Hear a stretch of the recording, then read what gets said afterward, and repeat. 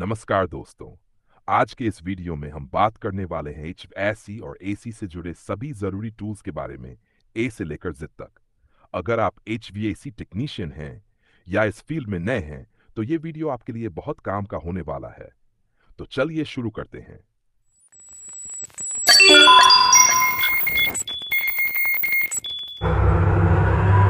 एक digital clam metre. यह एक डिजिटल उपकरण है जो बिना किसी वायर को काटे या खोले हुए विद्युत धारा एम्पियर को मापने के लिए उपयोग किया जाता है। यह एचवीएसी सिस्टम में इलेक्ट्रिकल डायग्नोसिस के लिए बेहद जरूरी टूल है। 2. Combination plier plus.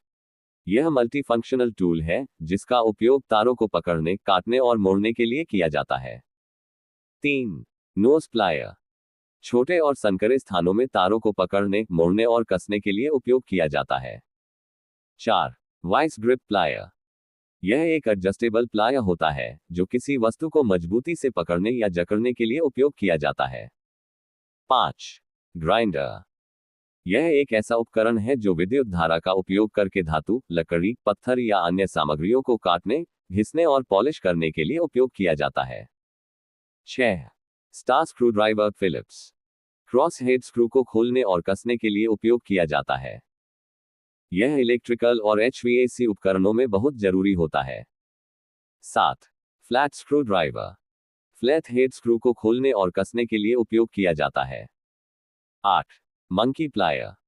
पाइप और अन्य वस्तुओं को पकड़ने और टाइट करने के लिए उपयोग किया जाता है।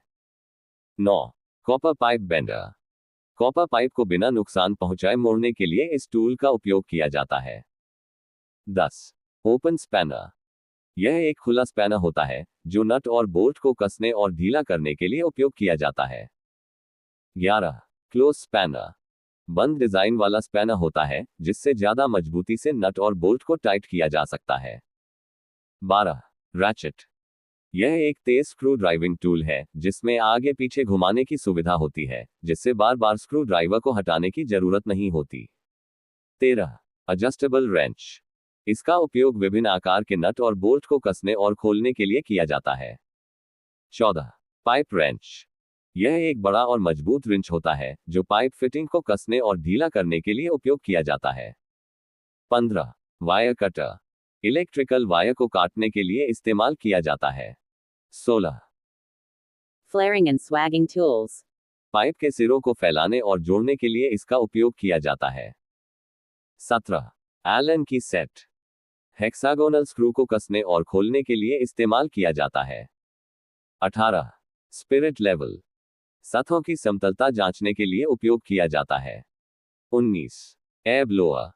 एचवीएसी सिस्टम से धूल और गंदगी हटाने के लिए इसका उपयोग किया जाता है।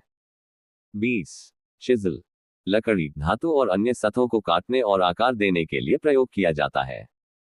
21. हैमर। कील ठोकने और अन्य मरम्मत कार्यों के लिए उपयोग किया जाता है। 22. Hacksaw frame. धातु और लकड़ी को काटने के लिए उपयोग किया जाता है। 23. Electrical knife. तारों की इंसुलेशन निकालने और काटने के लिए इस्तेमाल किया जाता है। 24. Spanner tools box. इसमें विभिन्न प्रकार के स्पैनर उपकरण होते हैं जो एचवीएसी और अन्य मरम्मत कार्यों में उपयोग किए जाते हैं। 25. Drill machine. ड्रिलिंग और छेद बनाने के लिए उपयोग किया जाता है। 26. Bearing puller. एचवीएसी मोटरों और पंपों से बेयरिंग निकालने के लिए इसका उपयोग किया जाता है। 27. Measurement tape. सटीक माप लेने के लिए इसका उपयोग किया जाता है। 28. Brazing set. कॉपर पाइप और धातु को जोड़ने के लिए इसे हीटिंग टूल के रूप में उपयोग किया जाता है। 29. मेगा। इंसुलेशन टेस्टिंग के लिए उपयोग किया जाता है। 30. Hilti machine. कंक्रीट और अन्य सतहों में ड्रिलिंग करने के लिए उपयोग किया जाता है। 31. Water pressure pump. HVAC system में पानी के प्रेशर को बढ़ाने के लिए उपयोग किया जाता है। 32. Refrigerant recovery machine. एस बड़ी ई से पुरानी गैस निकालने के लिए इसका उपयोग किया जाता है। 33. रेफ्रिजरेंट चार्जिंग होज। एसी में रेफ्रिजरेंट गैस भरने के लिए उपयोग किया जाता है। 34. Voltage tester. इलेक्ट्रिकल वायर में करंट चेक करने के लिए इसका उपयोग किया जाता है। 35. Safety goggles. HVAC मरम्मत करते समय आंखों की सुरक्षा के लिए उपयोग किया जाता है। 36. Crimping tool. इलेक्ट्रिकल वायर को जोड़ने और मजबूत करने के लिए उपयोग किया जाता है। 37. Refrigerant transfer pump. एक सिलेंडर से दूसरे सिलेंडर में गैस ट्रांसफर करने के लिए उपयोग किया जाता है। 38. Spring benders. पाइप को मोड़ने के लिए उपयोग किया जाता है जिससे पाइप बिना क्रैक हुए सही शेप में आ सके।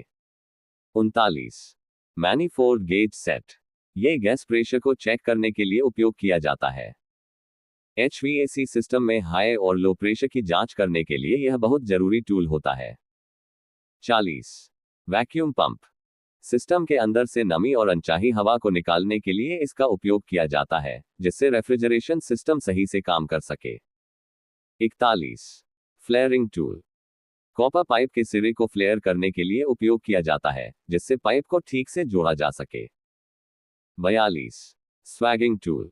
पाइप के एक छोर को फैलाने के लिए उपयोग किया जाता है जिससे उसे दूसरे पाइप से आसानी से जोड़ा जा सके। 43. Tube cutter. यह टूल कॉपर और अन्य धातु की पाइपों को आसानी से काटने के लिए उपयोग किया जाता है। 44. मल्टीमीटर। इलेक्ट्रिकल टेस्टिंग के लिए उपयोग किया जाता है जिससे वोल्टेज, करंट और रेजिस्टेंस की जांच की जा सके। 45. एलन की सेट। ये छोटे छोटे हेक्स स्क्रू को कसने और ढीला करने के लिए उपयोग किया जाता है। 46. नट ड्राइवर सेट। ये स्क्रू और नट्स को टाइट या लूज करने के लिए उपयोग किया जाता है। 47. Brazing kit. कॉपर पाइप को जोड़ने के लिए उपयोग किया जाता है। इसमें एक हीटिंग टूल शामिल होता है जिससे पाइप को ब्रेजिंग के लिए गर्म किया जाता है। 48. रेस्पिरेटर मास्क और सेफ्टी गॉगल्स। HVAC काम करते समय धूल, गैस और अन्य खतरनाक कणों से बचाव के लिए यह उपयोग किया जाता है। 49. Wire stripper. तारों की इंसुलेशन निकालने के लिए उपयोग किया जाता है। 50. PVC टेप या इलेक्ट्रिकल टेप। वायरिंग और इलेक्ट्रिकल कनेक्शन को सुरक्षित करने के लिए उपयोग किया जाता है। दोस्तों, ये था A to Z HVAC tools नाम। उम्मीद है वीडियो अच्छा और हेल्पफुल होगा। Thank you.